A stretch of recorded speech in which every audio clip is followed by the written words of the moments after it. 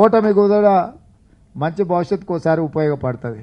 ఉదాహరణ నేను 2018 శాసనసభ ఎన్నికలలో ఓడిపోయిన తర్వాత మిత్రులు కావాల్సిన వాళ్ళు మిత్రులేమో బాధపడ్డారు, శత్రువులేమో సంతోషపడ్డారు, అయిపోయింది ఈయన పని అని. కానీ 3 నెలలు తిరిగే లోపల ఎన్నికలు వచ్చినాయి. పార్లమెంట్ సభ్యుడైనా ఢిల్లీకి వెళ్ళడం వల్ల దేశానికే పెద్ద పార్లమెంట్కు ప్రాతినిధ్యం వహించే అవకాశం వచ్చింది. వితిన్ 3 monthsలో ప్రజలు విజ్ఞులు ఆలోచన చేసిండ్రు, ప్రశ్నించే గొంతుక ఉండాలి అని ఎంబడే నన్ను ఎంపీకి పంపించారు. ప్రశ్నించే గొంతుక ఉండాలని జీవనాన్ని ఎమ్మెల్సీకి పంపించారు మీరు అందరు కలిసి.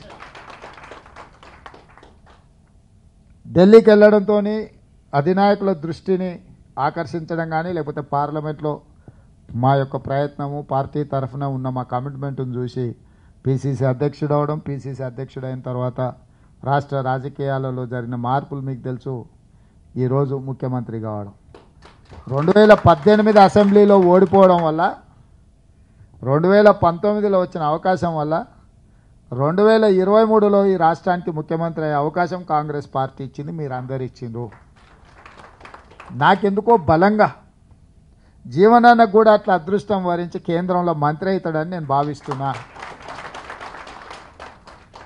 వారక్కడికి వెళ్ళి మాట్లాడాలన్నా, వారక్కడికి వెళ్ళి ఇంకేదైనా పెద్ద హోదాలో కూర్చోవాలన్నా ఇంతకుముందు మిత్రుడు అన్నట్టుగా పార్టీలకు అతీతంగా దీంట్లో చాలామంది చాలా లైక్లు డిస్లైక్లు ఆర్ ఓరియంటేషన్ ఆర్ అఫిలియేషన్ సిద్ధాంతపరంగానో లేకపోతే వ్యక్తిగతంగా పరిచయాలు మనకు మిత్రులు ఉంటారు. కొన్నిసార్లు మన పార్టీతో సంబంధం ఉండదు, మన మిత్రుడు నిలబడ్డాడంటే ఇంకో వైపు ఉంటారు. కానీ ఈ ఒక్కసారి మాత్రం నేను మీకు చేసే విజ్ఞప్తి, నేను రాష్ట్రమంతా కూడా అడగడంలే, కరీంనగర్ నిజామాబాద్ ముఖ్యంగా నిజామాబాద్లో అక్కడనే సమస్య ఉంది, అక్కడనే మూలం ఉంది, పరిష్కారం కూడా చూపించాల్సింది అక్కడనే. పరిష్కారం చూపించాలంటే మీ తరఫున ప్రాతినిధ్యం వహించే వ్యక్తి పార్లమెంట్లో ఉండాలి. మీరు 100% జీవనానికి అండగా నిలబడి మీరు గెలిపించండి.